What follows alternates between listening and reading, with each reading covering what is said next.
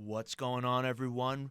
Welcome back to the Weekly Cheese, your number one place for everything Green Bay Packer. This week's game was absolutely insane. The Packers ended up winning a true nail-biter against the Bengals, 25-22 in the waning moments of overtime. 5 consecutive missed field goals shared by the teams. Just a crazy, crazy afternoon game. A lot to unpack. Don't go anywhere. You're listening to The Weekly Cheese. Super Bowl! Super Bowl! Super Bowl! Super Bowl! Super Bowl! Super Bowl! Super Bowl! Super Bowl! The Green Bay Packers! Super Bowl! Super Bowl!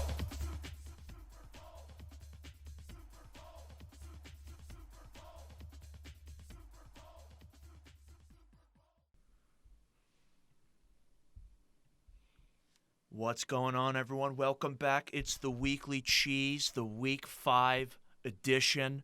I am your host, Joe Ivan, here with my co-host, Packer Mike. Mike, how are you? Hey, Joe, great to be here, ready to talk about a crazy Sunday afternoon game. An absolutely crazy game is right. The first 1 p.m. kickoff for the Packers this season. And as Matt LaFleur said before the game, the guys had to wake up with their piss hot. Yeah, that When asked about how the team needs to get ready for the 1 p.m. kickoff, Matt LaFleur responded, they need to wake up with their piss hot. yeah, definitely an interesting way to phrase that the team needs to wake up ready to go. But Big fan of the phrase. I thought it was hilarious. I couldn't believe it when I heard it. I heard it out of context first. I believe you said it, and I was like, wait, Yeah. LaFleur said that? And after the game, I did see that was what he said leading up to the 1 p.m. kickoff. And what a game it was. The Packers, they're banged up. They go into Cincinnati to take on a very young and hungry Bengals squad. They have a 3-1 record. Both teams have a 3-1 record, and they win an absolute thriller, 25-22 in overtime. yeah, this was the quintessential youngery team. You know, this Bengals team was really, really focused and amped up to try to take out the Packers here and cement their place as one of the NFL's better teams. And they've shown that they're a very capable young team and they're talented, but the Packers just were able to edge them out. They were just barely able to edge them out, basically after giving the Bengals every single opportunity to go and steal that game from the Packers. I mean, 5 consecutive field goals missed by both teams, 3 of them being Mason Crosby, 2 at the end of regulation, and 1 at the beginning of overtime. Eventually, he did put through the 50-yarder with just minutes to go in overtime, and the Packers walked away with that victory on the road against, again, a very talented Bengals team that was sitting atop the AFC North coming into that game. A lot to get into, but like Aaron Rodgers said in his postgame, both teams played to lose this game at the end, and thankfully the Packers found a way to get it done. But, the Bengals had a lot of energy and focus going into this matchup, trying to take down the Packers and prove that they're a great team, and they showed up. And They definitely have a bright future ahead of them, but for the time being, it is still the Packers' time in the sun. It was a total team victory, and everyone should feel good about it. It was complimentary football in all phases, and it wasn't always pretty, but the Packers were able to get it done. Let's start with the offense. They were able to move the ball downfield consistently the entire game. I believe the Packers only punted the ball 2 times. But when they got into the red zone, they failed to convert. They were settling for and missing field goals down the stretch. And they really would have won the game handedly if they did not go 2 for 5 in the red zone. They need to clean that up. Yeah, the offense looked good as a whole, even though it started a little slow. Aaron Rodgers was 27 for 39 on the day with 344 yards, 2 touchdowns, and an interception. You could tell throughout the day that he wasn't perfectly in sync with the wide receivers, and then perfect rhythm with the offense, but still, regardless, he still played like Aaron Rodgers. Besides that one interception, which came really early in the game when he was targeting Adams deep down the right sideline. Maybe he was possibly expecting some sort of interference on there, but not the best throw there. Rodgers was slightly off today, but still, as you could see, an Aaron Rodgers who is slightly off is still one of the best quarterbacks on the planet, and Exactly. he showed that he was solid. He moved throughout the pocket nicely, delivered the ball where he needed to. Again, even Aaron Rodgers slightly off is still a top 3, top 5 quarterback in the NFL. Exactly. Yeah, he was slightly off, and he had 344 yards and 2 Exactly. touchdowns. He had a slow start. That's really what it was. 2 for 7 with 2 punts and an interception on the first 3 drives of the game. But he really did. He was able to find his rhythm in that second quarter.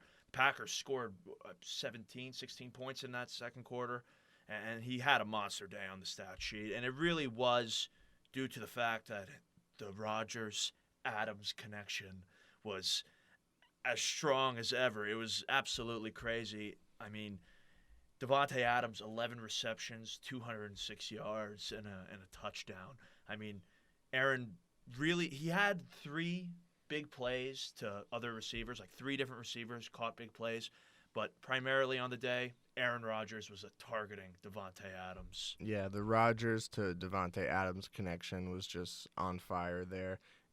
Devontae ended the game with 11 receptions for 206 yards and a touchdown, which the 206 yards was his career high, and you could just tell once they started heating up, you could tell it was going to be Devontae's day, and the Bengals could not stop that man. Yeah, they did everything that they possibly could to try to stop him. He was getting doubled constantly throughout the day. He did have a few one-on-one matchups that he obviously took advantage of completely. He even said after the game, whenever he sees a one-on-one matchup, he expects to murder the guy in front of him. He was absolutely unstoppable, and he proved once again that there's absolutely not one wide receiver better in the NFL than Devontae Adams. He had that massive 59-yarder to start the fourth quarter, followed that up with a nice 20-yard reception at the end of regulation that should have set up the game-winning field goal. Unfortunately, it didn't. And due to the fact that Devontae had his career-high in yards, Mike, I bring to you this week's Relic of the Week. It's been a few weeks since we've had a Relic on the show, but due to the fact that Devontae Adams had 206 yards on the day, and the fact that he is leading the NFL in receiving after the first 5 weeks of the season, he has 42 catches, 579 yards. He's on pace to have 1,900 yards. And since he's just dominating, I bring to you and the listeners a Devontae Adams signed mini helmet. Wow, that is a beautiful piece of memorabilia right there. Yeah, I've stumbled across this on the interwebs a couple months back, and I had a few Simon gift cards laying around, so I felt I should just unload them and get myself this Devontae Adams signed mini helmet. There's going to be a picture up on the screen for everyone at home to take a look at it. And yeah, It's absolutely gorgeous. The hands of Devontae Adams were in the vicinity of that mini helmet. They with the pen and signed it. So there's greatness on that helmet there. Yeah, the same hands that lead the NFL in receiving, and for what's going to be back-to-back years, was gripping that mini helmet, and I could not be happier to have it in the collection of memorabilia, and it is just another of many relics we will bring to the audience attention as the season progresses. We have a lot of things we're sitting on to bring it out at the correct time, and this week it was the Devontae Adams mini helmet. Yeah, I'm glad you brought that one in today because it truly was Devontae's big day. He, in an interview with Wes Hodkiewicz after the game, he told him that Devontae knew it was going to be a big performance for him. Outside the stadium before the game, Devontae told his wife and his cousin that he feels like this is going to be his career-high game. So there must have been something with either the matchup or just the way he woke up feeling that day that he knew he was going to come out with a huge performance. His previous high was 196 yards against Houston last year, and he beat that just by 10 yards with 206. And this was the 16th time in his career that Devontae's had at least 10 receptions in a game. So he's absolutely unstoppable, as you mentioned. And there was a lot of points in the game where he was double covered, and that'll lead us into our next point, where if he's going to be getting double covered this much with MVS not on the field, there's got to be another wide receiver that steps up and performs well for this offense. Yeah, seriously, as much as I love seeing Davante Adams go off, like, it's awesome when Davante Adams has 10 receptions and 200 yards and touchdown. It's just awesome to see, but it's also very important that the Packers' aerial attack just becomes more well-rounded and other guys start seeing some more targets. This is the third straight week where Davante Adams has seen 10 or more targets. And outside of Davante Adams, only 2 other wide receivers on the Packers roster caught a pass on the day. And the only guys with more than 3 targets on the day were our running backs. Wow, yeah, so it really shows that with MVS out, the wide receiver core has to step up. And honestly, thank goodness we have Randall Cobb on this team. He's proven that he is the savvy and reliable veteran that can make a play on 3rd and long when we need him. Yeah, it seems like Randall Cobb has just shown that he's been Aaron Rodgers, one of his favorite receivers for the majority of Aaron Rodgers' career, and he should have never been gone in the first place. I mean, 3rd and Cobb. The trust and rapport that they have is just unmatched.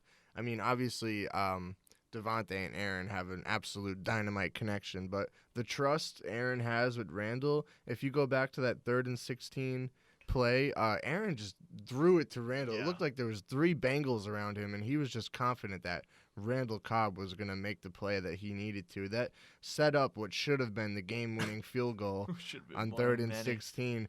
And honestly, if you looked at the replay, I kind of think they spotted Randall short. They ruled it a 4th and inches, but it really seemed like he got over that 31-yard line that I remember because we were sitting there watching the replay a lot. But yeah, I couldn't believe that they didn't give the Packers the first down there. I mean, not only did that guy for the Cincinnati Bengals leave the game with what seemed to be a pretty bad injury after that play, but in the replay, it's because the reason he got hurt is because you could clearly see Randall Cobb catch the ball, and then it's like he completely sits down as if he was sitting in a chair, and he just crushes the man's sternum. And they showed it 15 times in a row, and every single time it was more and more clear that Randall Cobb clearly converted that play, and that was a first down. I just couldn't believe the spot.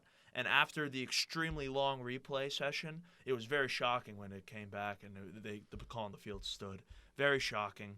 Yeah, but other than that, like you said, 3rd and Cobb, I mean, what a massive and valuable player to have when Aaron Rodgers knows he can just look for him on a 3rd and long situation when Devontae's being double-teamed, and he'll come up big. Like, for instance, there was a 3rd and long just prior to that on a previous drive where it was obvious that the Packers were going to Devontae, and he was double covered, and he got crushed immediately. So it just goes to show other receivers got to step up during this time. And like you said, only 2 other wide receivers caught a pass on the day, being Randall Cobb and then the other Alan one was Lazard. Alan Lazard. Yeah, they were the only other Packers wide receivers to play more than 12 snaps on the entire day. Equimania St. Brown, Amari Rodgers, and Malik Taylor, they combined for 21 snaps on the day. EQ took 12, Rodgers with 5, and Taylor with 4. And on Alan Lazard's screen pass, Equimania St. Brown completely blew his blocking assignment, and everyone on the entire offense was visually pissed off when that happened. The Packers ended up losing 3 yards on the play.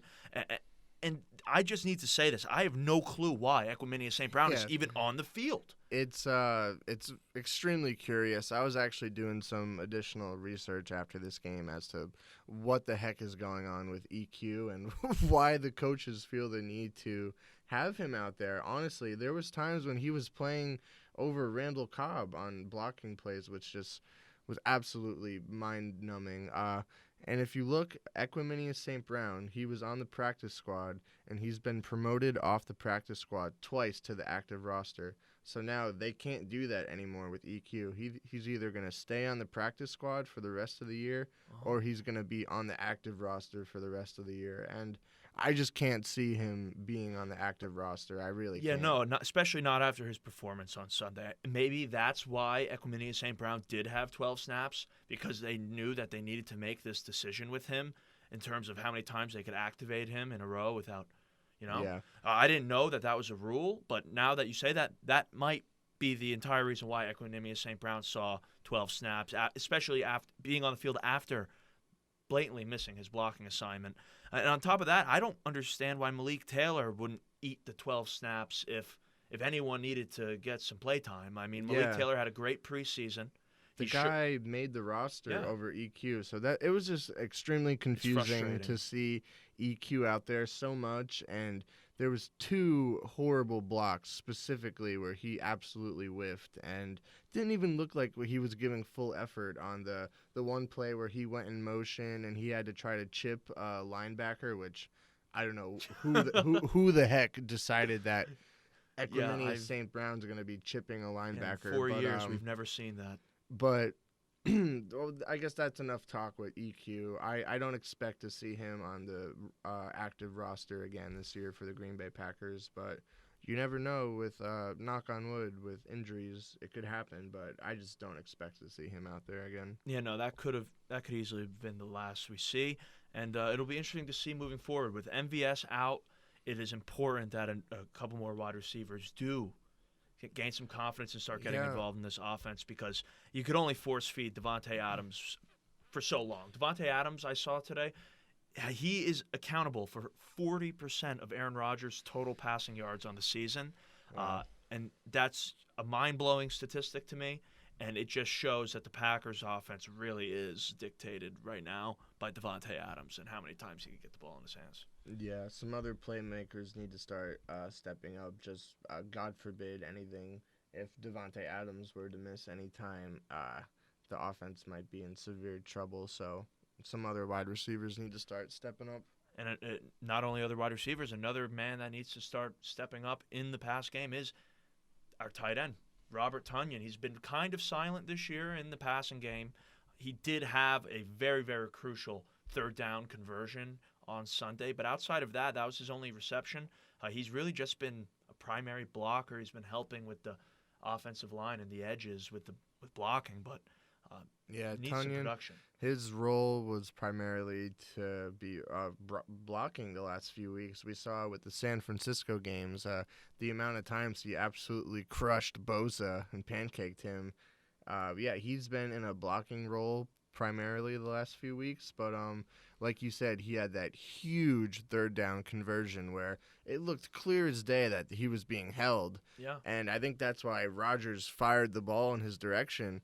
And there ended up being no flag, and Tonyan actually caught it because he made such a great play. So Well, we know that Big Bob Tonyan is as sure-handed as they come at the tight end position, and it's a shame that we're not seeing him featured in the passing game a little more. But I really think it might have to do with the fact that the tight end, we came into this season with a very deep tight ends room and a bunch of guys that could go. But with Daphne going down and DeGuara's play declining and him missing some action because of the concussion that he suffered this year, there's really not that many guys in the tight end room anymore. And it is up to Big Bub and Mercedes to help the offensive line with blocking. So it makes sense that they're not really getting featured much. But still, it'd be nice to see that change. what a big help it is having Big Dog out there. I saw his PFF grades. He is by far the highest rated blocking tight end in the NFL. He is just so solid when you see him out there blocking. And I was so pumped up this morning because I was watching Good Morning Football, and one of the announcers picked Mercedes Lewis's screen pass from overtime as their favorite play of the afternoon. Wow. Because they just said they love seeing him just catch it and rumble down there for the first down. He threw a few guys off of him. He had a big block from Billy Turner out there. And Mercedes Lewis, he was just phenomenal on that series, and the blocking, that big catch and run he had, it was awesome. And to see Mercedes Lewis involved with the offense just makes me happy because everyone loves that guy. I mean, 17-year veteran. He's as good as they come, and we are lucky as Packer fans to have Mercedes Lewis out there for our squad every single week. He does so much. Unfortunately, DeGuara has not had the best start to this season. He only had 12 snaps on Sunday. He missed a couple of assignments, and those missed assignments actually got him benched for a little bit there. There was, on the first or second drive of the game, he had a blatant misblock DeGuara, which really messed up one of the plays and led to us punting, I believe. But then I was surprised to see someone else out there for him, number 84, Tyler Davis. Yeah. And when I saw number 84 out there, I was thinking, who the heck is that? And the reason I had to immediately look up on the roster because he missed a very, very big block. He missed it badly, and it was on a play where luckily Rodgers got rid of the ball quickly, but this guy came screaming off the edge, and Tyler Davis just got completely thrown to the ground by the defender, and that was honestly one of the few plays I saw from Tyler Davis out there. Yeah, so. Davis only took 4 snaps or something low like that, and then he did have that horrible misassignment. My guess is as soon as that happened, the coaching staff was like, okay, we got to get that guy off the field now before Aaron Rodgers takes a blind side or something. Just for Packer fans wondering, Tyler Davis was signed last week or the week before when Tyler Lancaster was placed on the COVID list and Daphne was put on IR. So presumably he's just there to fill Daphne's role as the 4th tight end, but a very, very concerning effort on his blocking. Overall, though, the Packers' tight end room is solid. They played well, again, on Sunday, and they do all the little things that the Packers need them to do to get through these games, especially with the injuries the Packers have amongst the offensive line. It's blocking by committee at this point, particularly in the run. And unfortunately, the Packers' running attack was not great on Sunday. They started the game off nicely. They had a few 10-plus yard gains on the first drive. But after that, the running game was pretty much suppressed by Cincinnati's defensive line. The Packers ran the ball 22 times for 133 yards as a team. However, 40% of the total yards came on Aaron Jones' 57-yard attempt. Before Aaron Jones had that big burst run for 57, like you mentioned, in the fourth quarter, he was kind of silent.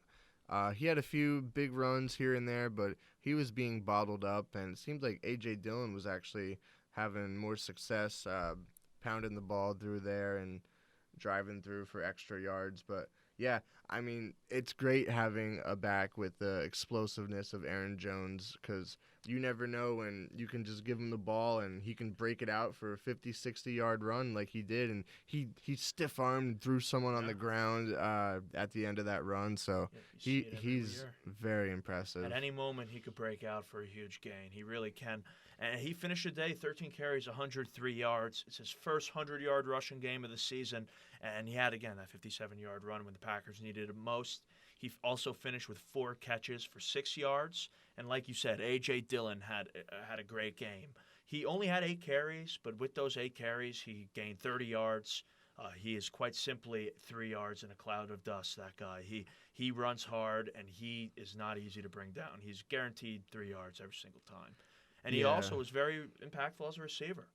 Yeah, you could tell.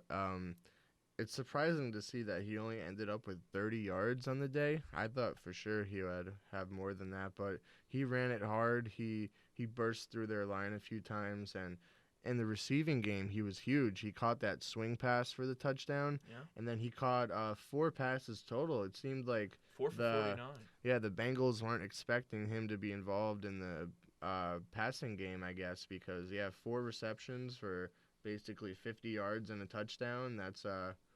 That's awesome to see that because I remember coming out of college, there were questions of could he catch the ball out of the backfield, but he's shown that he can do it. Yeah, after the game, Aaron Rodgers gave A.J. Dillon all the credit for being able to turn himself into a complete football player and not just the winter downhill running back.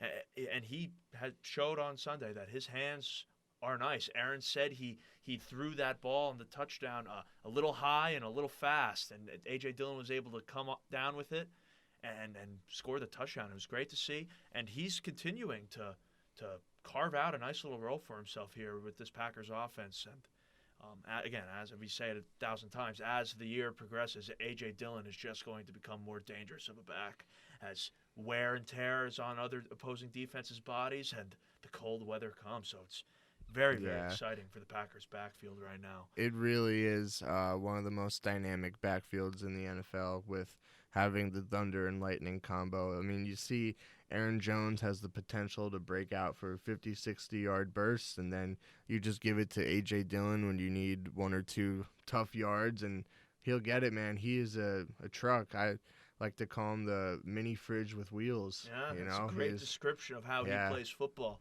And I do think it's important to point out that Kylan Hill got his first 2 offensive snaps of the season with the ones, and he picked up 5 yards on a nice little screen pass. And there's going to be exciting to see if he starts making a play or 2 here or there.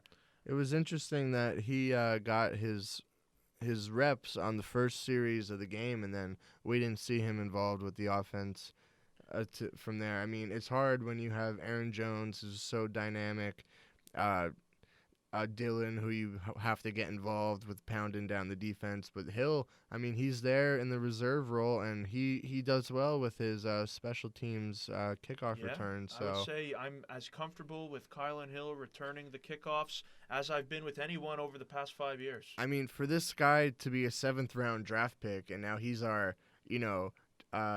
change of pace / kickoff return guy, that's awesome. Yeah, and again, I can envision a world where Kylan Hill does start making a few splash plays with the ones, and he's starts explosive. moving the ball. He's an explosive player, and he brings the juice.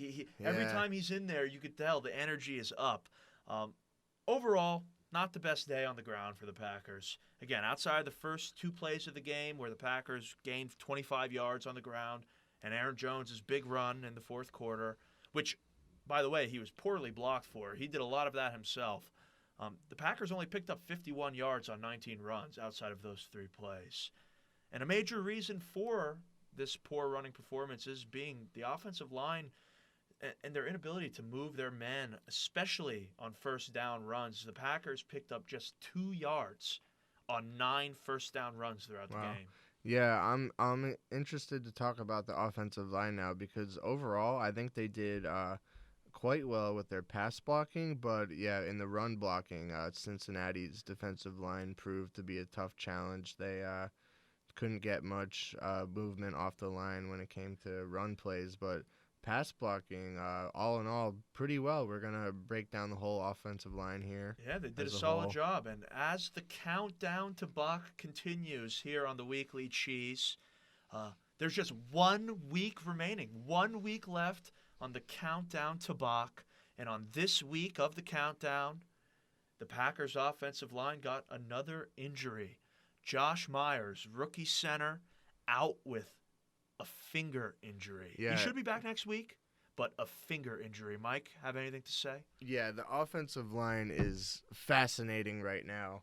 And we're just going to throw in a quick quote from Aaron Rodgers here to show how amazing this group is. I said it, during the week, but, if you had told me it'd be Yash, Runyon, Lucas Patrick, Royce, and Billy as a starting 5, I would have said, woo. Hope that turns out. But man, those guys have played good. They really have. They played really good. Like Aaron said, to have the offensive line this point in the season being the starting offensive line as Nyman, Runyon, Lucas Patrick, Royce Newman, and Billy Turner, for those 5 men to play as well as they did was just it's truly a testament to the Packers coaching staff, Steno and Buckus Jr., the offensive line coaches, getting those guys ready, getting them coached up, and just the talent that they have is awesome. Yeah, obviously a very deep group of guys, and I don't know if there's any other offensive line in the entire NFL that could lose Elton Jenkins, David Bakhtiari, and their starting center, and perform the way they have. It's great to see, but I do want to talk a little bit about Josh Myers being out with a finger injury.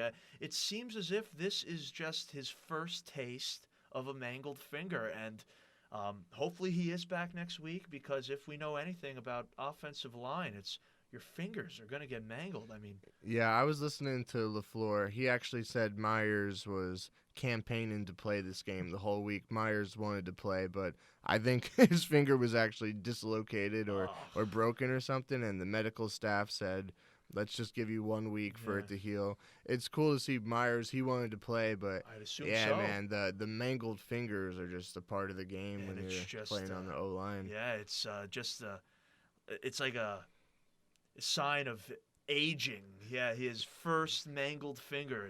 Should be something he's proud of. Yeah, that so finger injury. so with that, Myers was out. Lucas Patrick stepped up, and he played center the whole game. Lucas Patrick, he performed admirably. It was okay.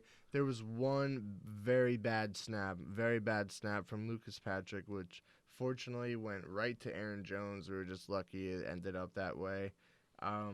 Also, Billy Turner, solid as always, as he is, a freaking lock at right tackle. And then for the interior guys, Newman and Runyon. I think Newman played pretty well. I saw him pass blocking very well. He pancaked a few guys who were rushing at him. Runyon played all right. He was there. And, Nyman, he let up 2 sacks, but those were plays where he was completely left alone with their best pass rusher, Trey Hendrickson. And, overall, I think Nyman, he looked good for his limited playing time accumulated in the NFL at this point. Nyman looked good. He looked good. I mean, the Packers did a very decent job pass blocking. Aaron was hit 5 times, only sacked twice. Again, both coming from Yash's side. But for the most part, they gave Aaron enough time to get the ball out. Like you said, Billy Turner, solid as always. Runyon, Newman, great with the pass protection. The only critique I could have of the offensive line for the entire week is that LP was kind of failing to get some push on the interior, and the run blocking really wasn't strong from Royce Newman and Lucas Patrick. But outside of that, no complaints about the offensive line. And this young and inexperienced group, we have some very exciting news to bring up regarding this Packers offensive line. Absolutely. I think the key to them playing as well as they did last week, it started with the Week 3 luggage tote of the Chick-fil-A chicken sliders. We talked about it in Week 3. We talked about it last week, and there is a new advancement in the chicken slider saga. Absolutely. Now, here at the Weekly Cheese, we always take the time to search out the fine details for all the Packers and their everything posted online. And what did we discover this week? Last week, we talked about how Royce Newman was spotted with the luggage tote of chicken sliders. We don't know exactly how many chicken sliders come in that pack, but we are guessing 250. We're placing the estimate at around 100 to 250 chicken sliders per luggage tote. Per tote. Yeah, and we talked about this, and we posted it to our TikTok. Follow us on TikTok at theweeklycheese.podcast. Yeah, check that out. And follow us on Twitter at theweeklycheese, theweekly.cheese. But posted it out everywhere, a little clip from that episode, and we are convinced now that the offensive line is listening. Because what did we see this week as the offensive line was boarding the plane, Mike? What did we see in Evan Siegel's weekly photos of them boarding the plane? 2 totes this week. We saw big old Yosh with his tote and big old crazy man Royce Newman with his tote of 150 chicken sliders. There was not one, but there was 2 luggage totes of chicken sliders this week for the Packers offensive line.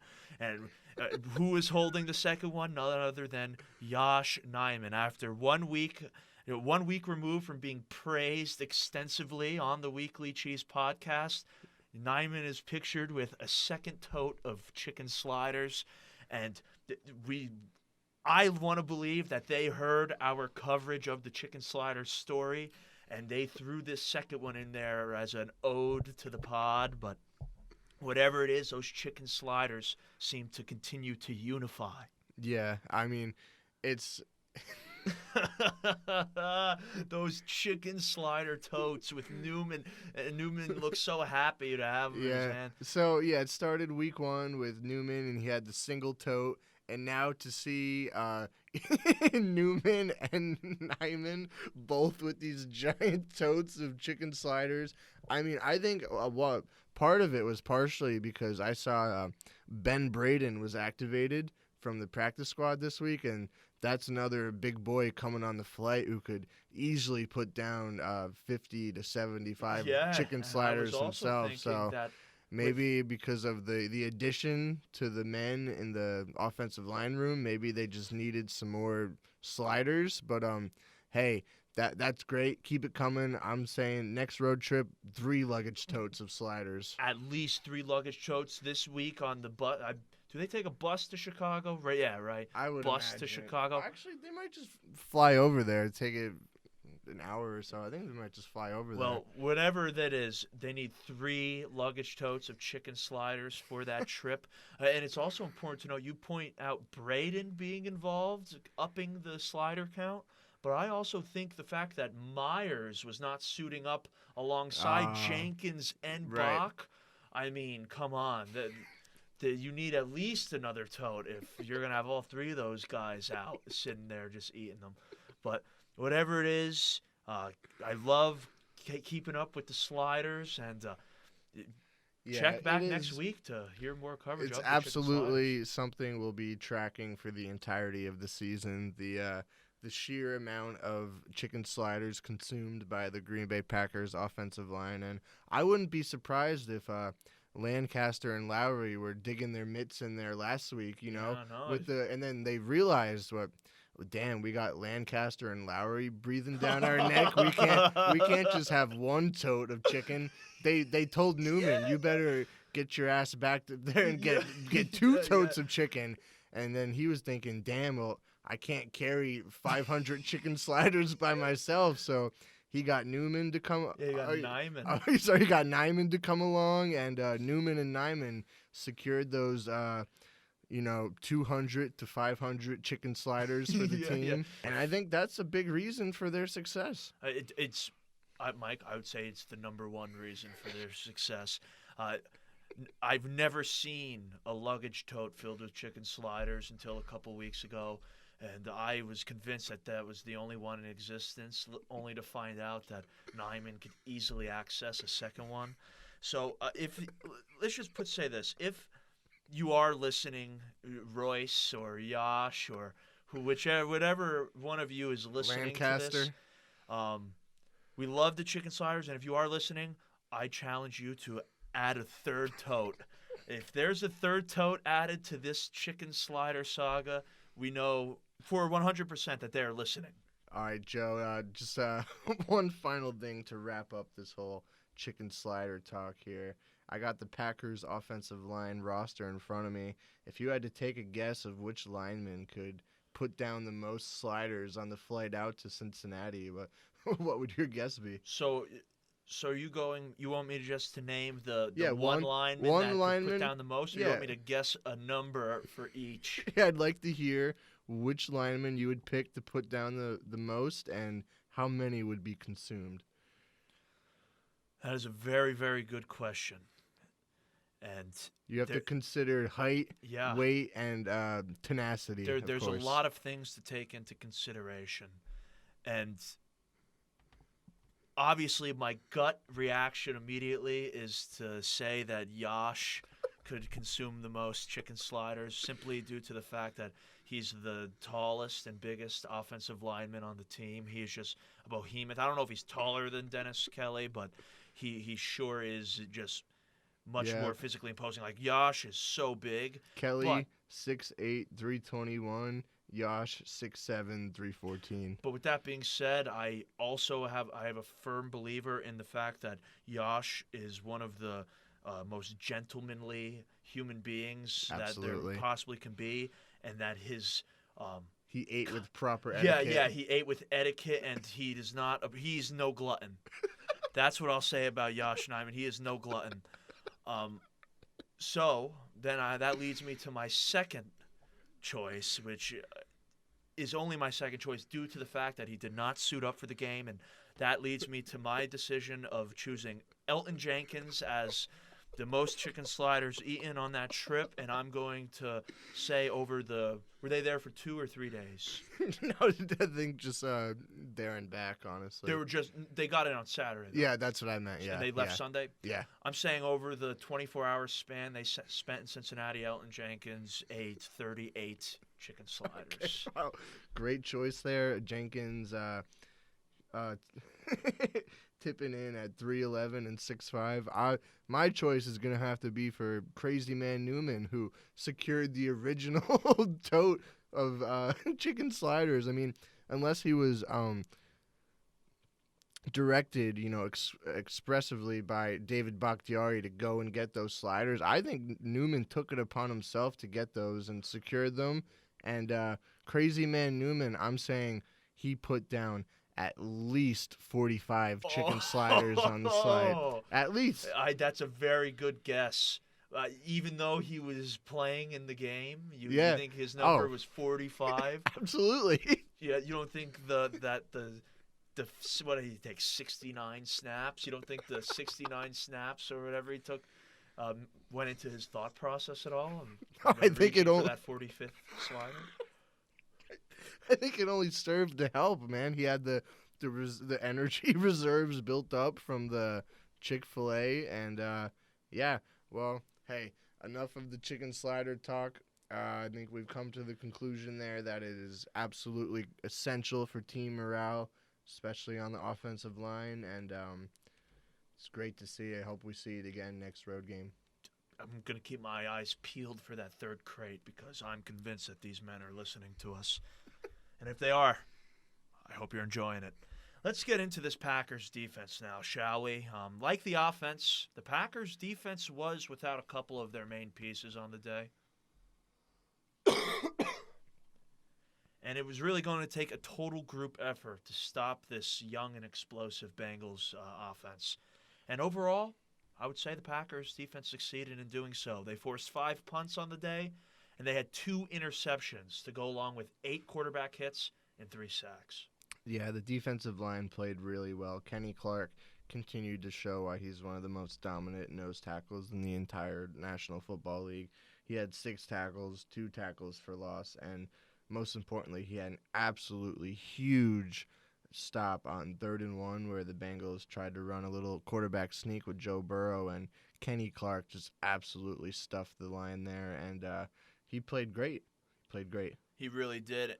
I mean, you said 6 tackles, 2 for a loss, and Kenny Clark over the past 3 weeks it seems as if he's taken it upon himself to set the tone for the defense early. He just seems to start every single game by making opposing team centers look kind of like a bitch. I mean, there's no other way to put it. He makes opposing centers look like bitches.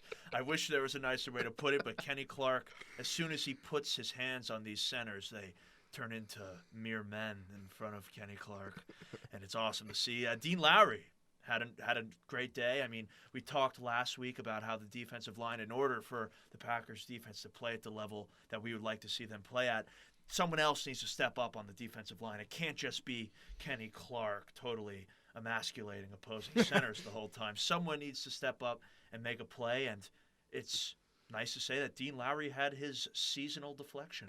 Yeah, we like to say Dean Lowry had his his one pass deflection that is guaranteed for the year. He stuck his big mitts up there and swatted it down. That was great to see.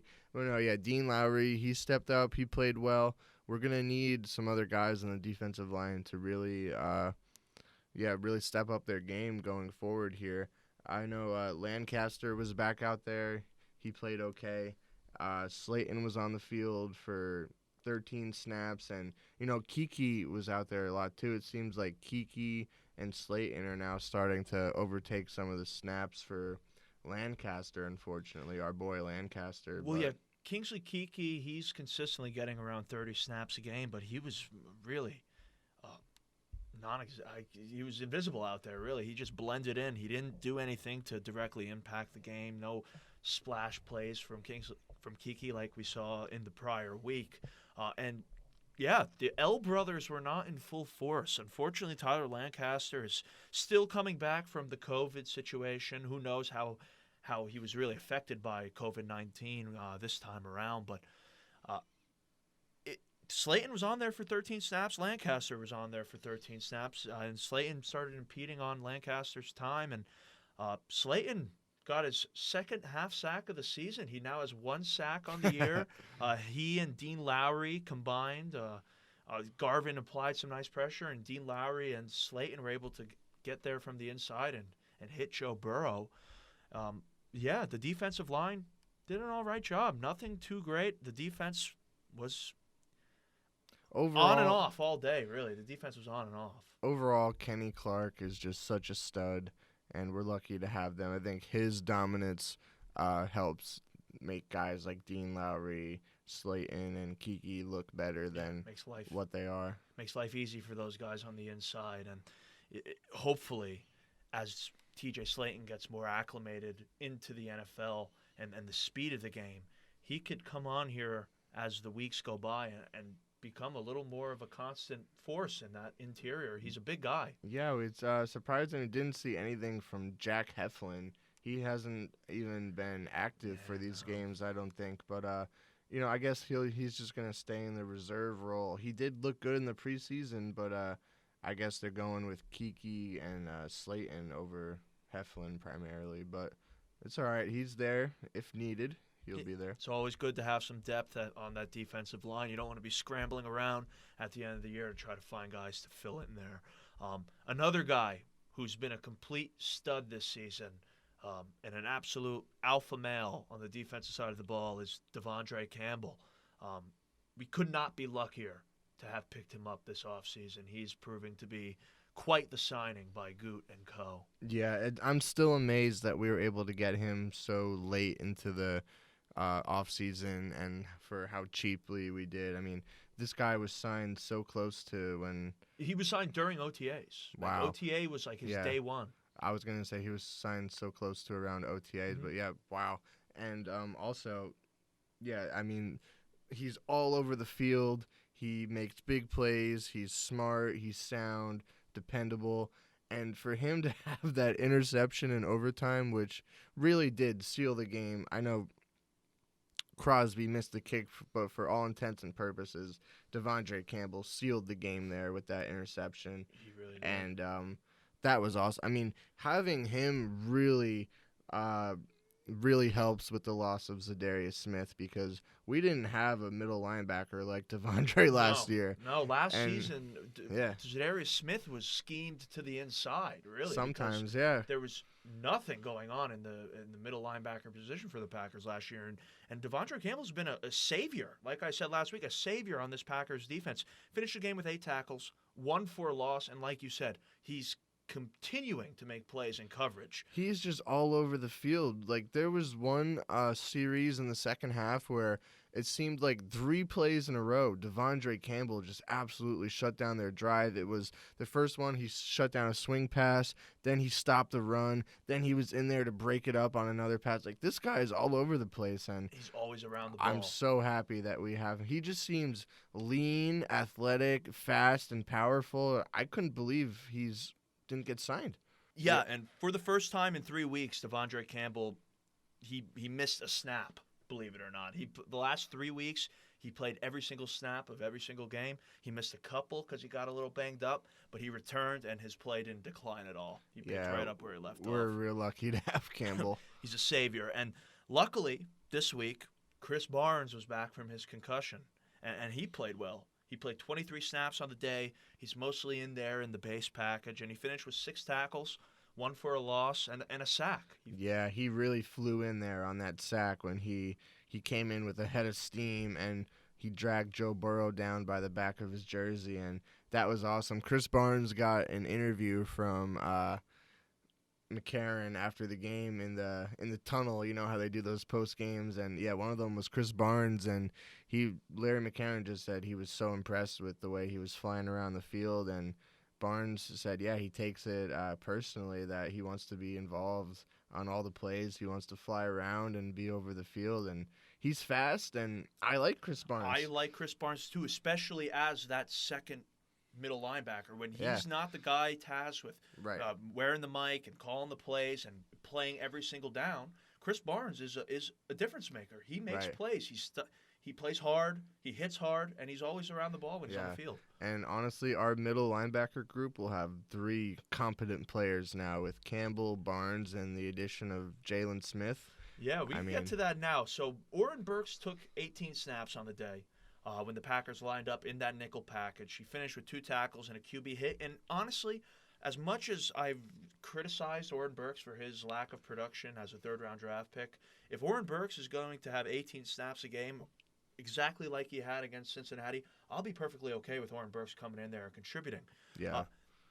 The important thing to note about the middle linebacker position on the day was the absence of Ty Summers. Honestly, Burks makes me feel so much better, and I have so much more confidence in him than Ty Summers. And I'm sorry to say, but Ty Summers is just a complete liability whenever he is on the field. So I'm happy that we have this group with trending up right now. Yeah, and it's trending up because, like you said, the Packers recently signed this past week Jalen Smith, Pro Bowl middle linebacker for the Dallas Cowboys. Smith was just kind of buried on the Cowboys roster. He was owed a lot of money, and the Packers were able to they were able to acquire him. Smith is a really smart guy. He does a lot in the community for Dallas. What he did, he was nominated for the Walter Payton Man of the Year a few times. Like, this is a serious competitor. He's a great guy. And in his presser, he said this was purely a business decision. He actually laid it out like very specifically. He said the Cowboys were worried about me potentially being injured and then guaranteeing my salary for next year. So like, this guy knows his situation. He knows it was about business, and he said, I was so impressed. I have to give some credit to the front office here, but I was so impressed where Jalen Smith said within 1 hour of free agency, he already had an agreement to be a Green Bay Packer, which is just phenomenal. The Packers knew what they needed. They knew they wanted him, and Smith wanted to be a Green Bay Packer, so everything just aligned perfectly here. Awesome to see. Matt LaFleur spent time with him when he was coaching at Notre Dame. He's very familiar with him as a player. He was a Pro Bowler in 2019. He's a stud, and the Packers now have him to line up next to Devandre Campbell in the middle of the field, and for the first time in what feels like a decade, I feel comfortable with the Packers' interior linebacker position. That situation. This is the best middle linebacker group we've had since the Super Bowl. I honestly believe that because we've had some good individual players here and there, like Martinez was good, and they even had Clay Matthews line up at middle linebacker for a little bit when he was going. But no, as a group, this is certainly the best we've had in a while because the middle linebacker group has been subpar, to say the least. And just due to the fact that Campbell is playing at such a high level, and we're bringing in a Pro Bowler, a veteran who knows what he's doing and wants to play at competitive, high-end, high-level football. I mean, hopefully, and I'm going to need to knock on wood here when I say this, but hopefully Jalen Smith completely puts an end to the Ty Summers, Mike linebackers situation in its entirety. Yeah. Hopefully Ty Summers never calls one more play for the Packers defense ever again. Now he is completely buried in the lineup. There is a bunch of guys ahead of him, and if he were to be on the field now that we have Jalen Smith, you know things have went horribly wrong for the Green Bay Packers. I think the Ty Summers experience has come to a halt now. Hopefully he's just relegated to special teams where he should be. And he's a solid special teams guy, which is, I guess, kind of even hard to say considering the Packers' special teams is still in such it's so hectic and horrible right now. But we'll get into that in a little bit. Yeah, so that's the middle linebacker group, and moving on to the outside linebacker group, a lot to talk about here. Preston Smith had a productive day, and he played well, 4 tackles and a sack. Yeah, he said at the end of the game that the team came together. They persevered. For some reason, Joe Barry had Preston Smith in single coverage man on a wide receiver a few times. I don't know if it was due to a substitution or something along the way. Preston needed to adjust and on the fly pick up a man on the outside. But I was hoping that formation left with Pettin. Yeah, no, that was it was actually a meme from last season of Preston Smith literally lined up on an outside receiver, and this was something similar to that. Honestly, the only thing I can say is it is absolutely bizarre to have Preston Smith lined up covering a wide receiver like he was. I don't know why, how, or what the hell was going on there, but it can't happen again. Yeah, and Joe Barry, there's a couple things he needs to clean up. It's not just this one Preston Smith play that we're pointing out. The Packers' defense needs to get better in the red zone. I saw. Oh my gosh! That I believe 17 straight trips to the red It zone. was. The Packers giving up a touchdown. Yeah, worse than the NFL by far. Yeah, so it's not all good on the Packers' defense side of the ball, but they're getting along. They're doing what they need to, and they're doing enough to win these games. And a lot of it is due to the way that Preston Smith has played this season. He's had a good start to the year, and so has Rashawn Gary. He finished with 5 tackles, a quarterback hit for Gary. He did a great job setting the edge. There's a lot of times where Rashawn's in there and he's rushing hard, and it really seems like guys are holding him by the neck. And he did get a holding call this game.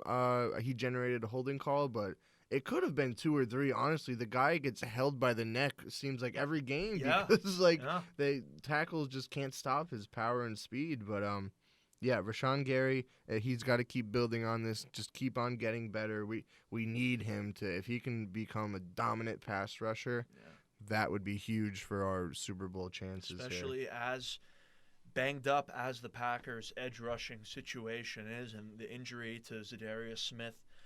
Last week's episode, we ended by saying that the Packers really couldn't afford another injury amongst those edge rushers, and just moments after we finished recording the episode, unfortunately Chauncey Rivers went down with an ACL injury in practice, so the Packers were scrambling for another guy, ended up signing Ladarius Hamilton from Tampa Bay's practice squad, and he had to do a lot to get up to speed and get ready to play this week. He was just in town for a week, and he played 19 snaps. Yeah, I was surprised that he even played, but I think his play showed that he wasn't necessarily ready to be out there as a Packer. He had a very, very minimal impact. Surprisingly, Garvin, number 53 out there, he had a few good pressures. I was surprised to see it. I don't know exactly what the situation is with the Bengals tackles, if they're not very, very good, but Garvin pressured a few times. He basically caused that sack that Dean Lowry got credited for. Slayton's cleaned up, yeah. Yeah, so, hey, if we can get anything out of Garvin and Hamilton, that'll be a plus. Yeah, it'll be interesting to see if perhaps sometimes Jalen Smith lines up on the outside. He's done it before. I believe he started his career as an edge rusher before getting moved to the inside by the Cowboys.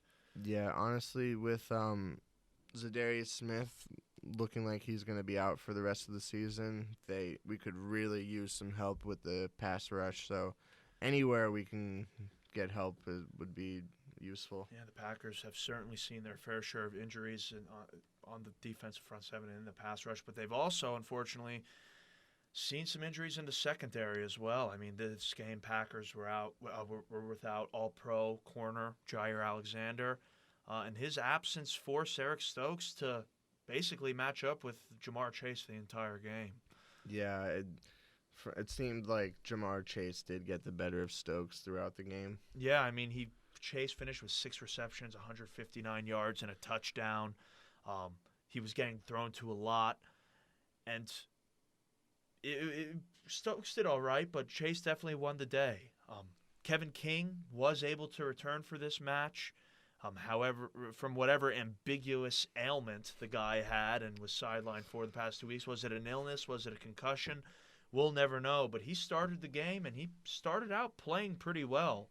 I noticed Kevin King only allowed 17 yards on the day, and he was making some of the strongest tackles of his career, I would say. He was wrapping guys up and tackling with his arms, not his shoulder. I think in this game you got the Kevin King experience in a nutshell yet again, because he started out playing well. He had a good, a few passes, defense, and a tackle. And then if you look, and there was one play where he absolutely whiffed on a guy, where he just lunged in there with his shoulder, didn't even try to wrap him up, and King just went flying. Wasn't even close on the tackle. So I think that's the Kevin King experience. Yes. Then really. he also got beat pretty bad by T. Higgins on that final touchdown drive by the Bengals when they ended up tying it up. He got beat by T. Higgins on a third down, a third and long, and then the very next play, I believe, is when he got hurdled and stomped on, and he got hurt. He literally got trampled by that guy, and Kevin King did not see the field again. He was out for the remainder of the game. It forced Isaac Yadam onto the field for major snaps. He played 26 snaps, it ended up being pretty rough for the Packers. Bengals went on to score, and Yadam gave up that 2-point conversion in the back of the end zone. Yeah, this season is not starting to look very disappointing for Kevin King, and now he missed the 2 games already. Mm-hmm. Seems like he basically missed half of this game with his injury. Could potentially miss next week. We don't really know, but yeah, I think this is the Kevin King experience.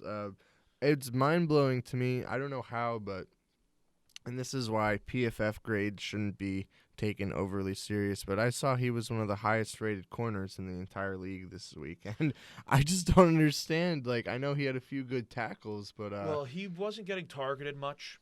He had 2 pass breakups, I believe. He started the game off well. He did have that one breakdown against T. Higgins, but I could see why PFF gave him a decent grade this week, because he wasn't getting thrown to a lot. They were targeting Stokes. Yeah. They were throwing to Jamar Chase a lot. And, the other 2 receivers for the Bengals really didn't do all that much damage. I believe they had 51 yards combined. Yeah, it was mostly just Jamar Chase feasting on the secondary. So yeah, Savage got beat deep right before halftime by Jamar Chase. That was a really big play in the game. It changed the entire feeling of halftime. Basically, Packers went into half up 2 instead of up 9.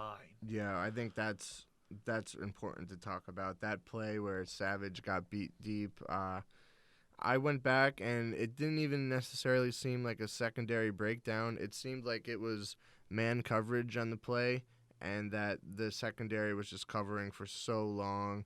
Burrow rolled out to his right, and Chase, it was kind of like the scramble drill that the Packers are famous for, and he just ended up beating Savage one-on-one. There was no one else to secure secure him. But, yeah, so. Darnell was just inches away from either picking that ball off or deflecting it as well. He gave it his all in that play. He came diving in there. It was a great effort by him. It just so happened Jamar Chase is an elite wide receiver. That kid can play, and he showed it. Adrian Amos had a beautiful interception on Joe Burrow. He made a great play on the ball there. Amos does so much for the Packers defense. I mean, he's always coming up in the box. He's getting it after the passer sometimes, and you can't say enough good things about Adrian Amos and what he brings to this defense. Yeah, I mean, honestly, considering Jair was out and considering the talent that the Bengals have for their their wide receiver core, I should say, with Boyd, Chase, and Higgins, and then they also have that tight end who's decent. They have a lot of talent, and if you take away that dumb mistake with the long touchdown to Jamar Chase right before the half, the secondary played okay. I mean, if you take out that play, it shouldn't have happened. We would have been up 17-6 at half. Really, it should have been 17-7 with Mason Crosby's missed extra point. So, all in all, they played okay, but going forward, the secondary is a major concern with King and Jair hurt. That's a major concern. Yeah, fortunately, the Packers did go and sign Rasul Douglas off the Cardinals practice squad. Douglas is a 26-year-old corner who spent his first 3 seasons with the Eagles. He was on their Super Bowl winning team. He was a contributor on that team. He had 5 interceptions for the Eagles in over those 3 seasons. I believe he had 2 his rookie year when they won the Super Bowl. He really hasn't played the best football over the last 3 years, but he has a championship level experience. And in my opinion, he's definitely a better option for the Packers than both Yidam and John Charles, as we all anxiously await more information to come out regarding Jair Alexander's prognosis. Yeah, I was surprised to see Rasul Douglas wasn't even on anyone's active roster. I mean, we signed him from the Cardinals practice squad. I don't know too much about him, but seeing that he had 5 interceptions for the Eagles, hey, let's hope for the best. I would say number 24, Yiadam, is extremely underwhelming and extremely concerning when he's out there. Gene Charles got absolutely embarrassed by Joe Mixon. It was his only snap of the game, too. Absolutely embarrassed. They were playing it over and over on Good Morning Football today, and they were kind of making fun of Charles for how badly he got just toasted. I mean, if you look at the move Joe Mixon put on him, it wasn't even like he put a crazy move on him. He just...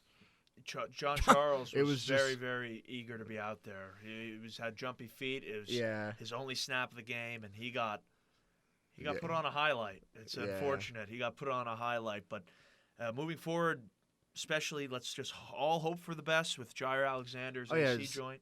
Speaking of Jair's injury, from what it seems is that he got put on the short-term IR, which is 3 weeks, and for all accounts and reports, it seems like he's going to be back after that 3-week recovery period, wearing a shoulder brace, and hopefully that will be enough. I mean, we absolutely need moneyed him.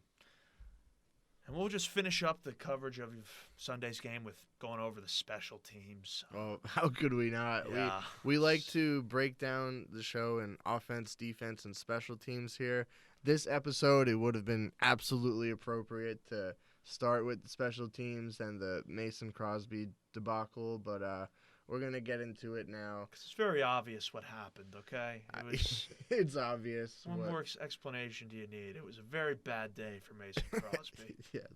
Yeah, we're going to get into it now. A quick note on the special teams before we get into everything with the field goals is Corey Bajorquez had his first poor performance of the year.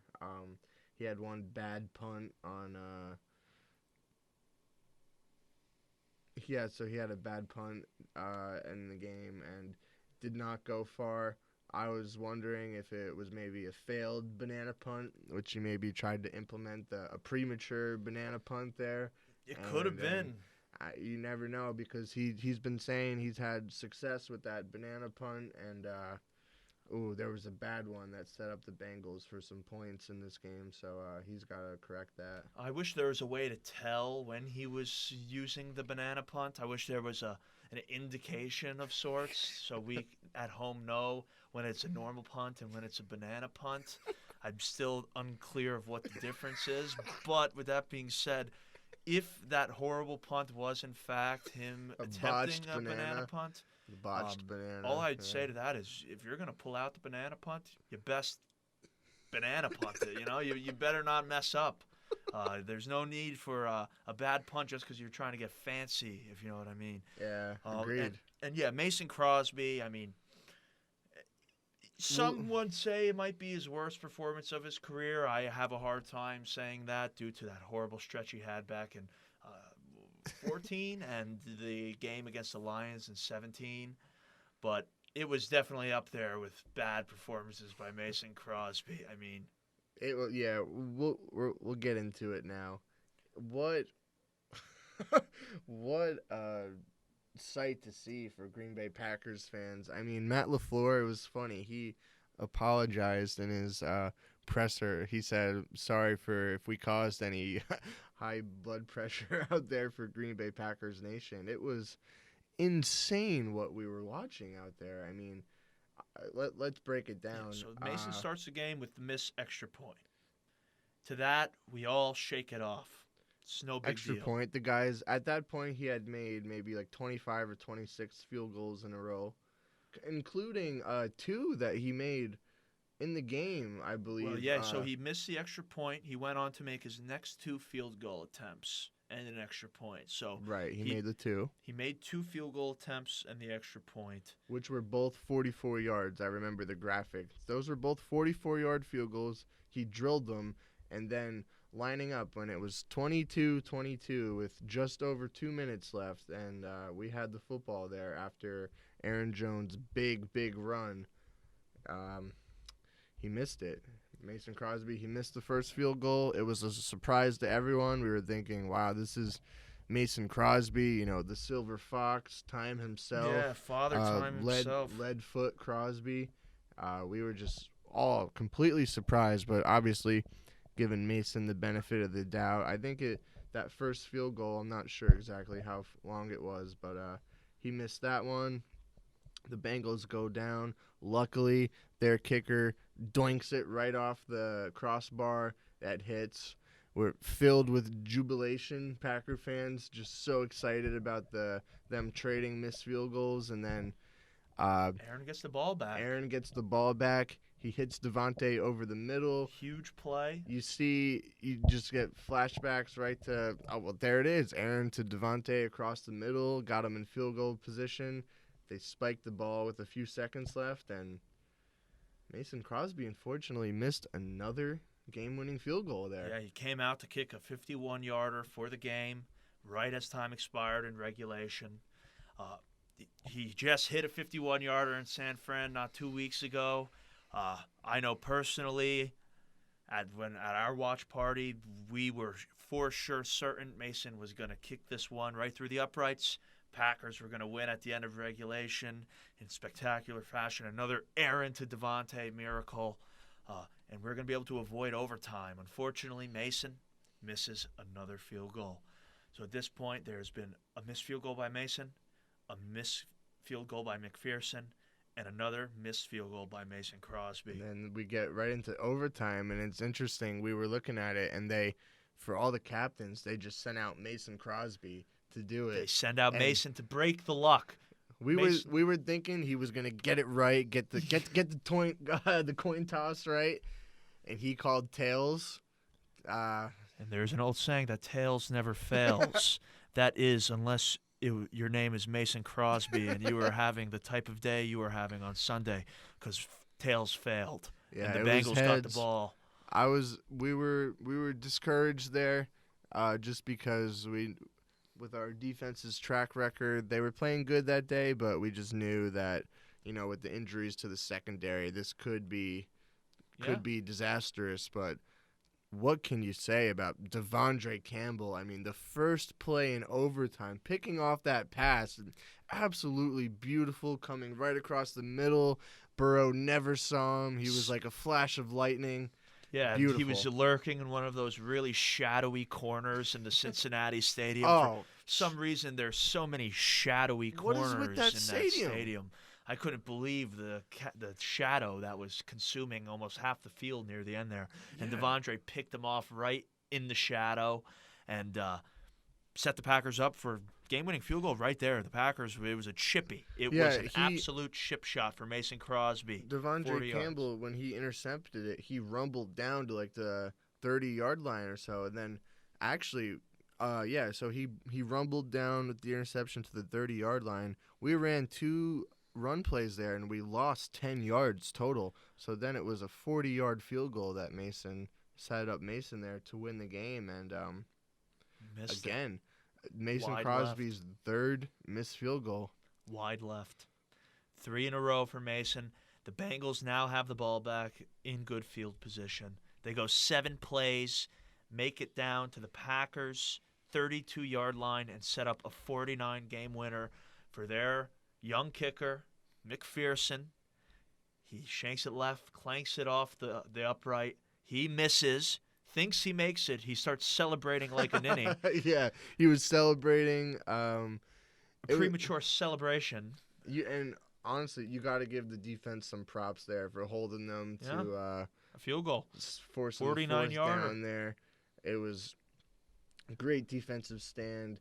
And, yeah, it was funny to see the Bengals guy was all happy and celebrating. And, no, sorry, buddy. Didn't Missed go in. it. And then that set up what was the final drive of the game. Aaron finds Randall Cobb on 3rd and 15. Yeah, well, just Set up to set this up even more, they were working hard to get down there. They had the screen pass to Mercedes Lewis where he rumbled down for the first down. And then I think after that, we actually let up a sack. I think it was. Yep, so it went we let up a Mercedes sack. Lewis bringing us into enemy territory, getting us to Cincinnati's 41. Aaron Jones lost a yard on a run play, and then Aaron was sacked for a loss of 5. Yeah, that's what it was. And then it was 3rd and 16, and that's when 3rd and Cobb happened, baby. Aaron targeted Randall Cobb going across the middle of the field. Bengals draped all over him. Randall comes down with it. Horrible spot on the field. Should have been a first down, but it ends up, after that amazing catch, it ends up being 4th and inches. And I don't know if you saw this, but Rodgers went up to Maurice Drayton, and he sought his counsel. He said, "Hey, Mo, what do you want to do?" And Rodgers specifically, he said, "Do you think Mason will make it?" And Drayton said, "Hell yeah, he's gonna drill it." Yeah. And Rodgers said, "All right." And LaFleur said in his post game, he walked up to Mason Crosby. He asked him, he said, "Do you want it?" And then he said Crosby had fire in his eyes, and he said, "I'm going to drill this." He said, "I got this." He goes out, drills the 49-yard game winner. And after all that drama, the Packers mounted on top, taking a 25-22 victory, home with them, advancing the record to 4-1, and beating what is a very good, young, and hungry Bengals team. And a great victory on the road for the Green Bay Packers. Absolute great victory. The Bengals they threw everything they had at us. They really wanted to win that game. You could tell for their coaching staff and all the questions around Zach Taylor as the head coach. They really wanted this game, but Green Bay Packers, it was just another day in the office for them. Nothing to hang their hats on over in Cincinnati. But the better team won. And the Packers, they did a lot, almost let that game get away from them. But the team that should have won ended up winning the game. The Packers are now 4-1. And we got a divisional matchup against the Bears this Sunday at 1 p.m. Yeah, before we get into that, I think it's important to note that a lot of fans who were watching on the East Coast were just absolutely stunned to see the NFL pull the game seconds before the Mason Crosby field goal. I mean, I just find it absolutely ridiculous that the NFL would do that after. It is. After last week, 3 hours of a game. Yeah, last week against Pittsburgh, Packer fans everywhere were forced to miss the entire first quarter of the game against the Pittsburgh Steelers to watch the Jets and Titans in overtime. This week, the Packers have a 1 p.m. game, and right after them is Cowboys Giants. And they cut off the final play of the game. They cut off Mason Crosby's game-winning field goal to go watch the first play of Cowboys And it wasn't Giants. even that. It was literally the Cowboys and Giants were still warming up, and it switched to like Buck and Aikman talking. And it's like, come on, NFL. You couldn't give us 15 more seconds of that game to see the field goal. It was just absolutely disgusting, in my opinion. Inexcusable. It really is. It shows the NFL is all about money and absolutely nothing else. And fortunately, we had NFL Game Pass rolling on a backup screen, and we were able to see the kick. But for a lot of other fans that absolutely missed that due to the NFL, I think it's a disgrace. It really is. I could only imagine how many frustrated Packer fans there were after that happened. I know when we were watching, it went to a commercial after a weird little preview of the Giants-Cowboys game, and we were convinced that they were going to come back to the game and show us the field goal. But no, went right to that other game, and we were forced to watch it on a cell phone. But nonetheless, the Packers were victorious. Yeah, it feels good to be 4-1. What a crazy win. Back and forth so many times during that game. Even LaFleur said it. How could you not? So many times you just think, oh, we lost. It's over. They're going to kick it. Then you get the excitement. We're going to win. Then it's back over to lose. So it's just a crazy game, a crazy experience for Packer fans. And we're going to remember this one for a while. Yes, we are. And like I said, next week, 1 p.m., the Packers better wake up with their piss hot because there's a divisional matchup on the road in Chicago. Yeah. Fortunately, we got out of this one with no injuries to speak of at all, really. Yeah. I don't think, knock Kevin on King. wood. Oh, I should say, yep, Kevin King was injured. But other than that, I don't think there was any injuries to talk about. No, and hopefully we'll be getting some guys back next week for the matchup against Chicago.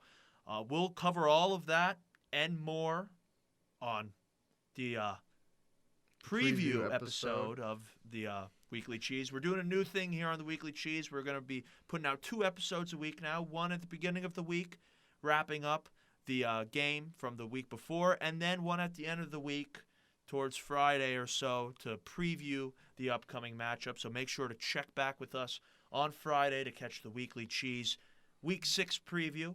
Yeah, we're going to be previewing the Packers at Bears for that 1 p.m. game. Also this week, a special for Weekly Cheese subscribers. We're going to be sending out a little highlight package of the best radio calls with Wayne and Larry McCarron for that insane overtime finish. So just going to send out a little something for you guys and look forward to that. Yeah. Look for our next game preview. Yep, keep your eyes peeled for that Wayne Larry McCarron supercut.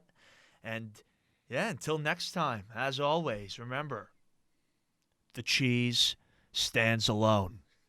Talk to you later this week, I guess, everyone. Have a good one.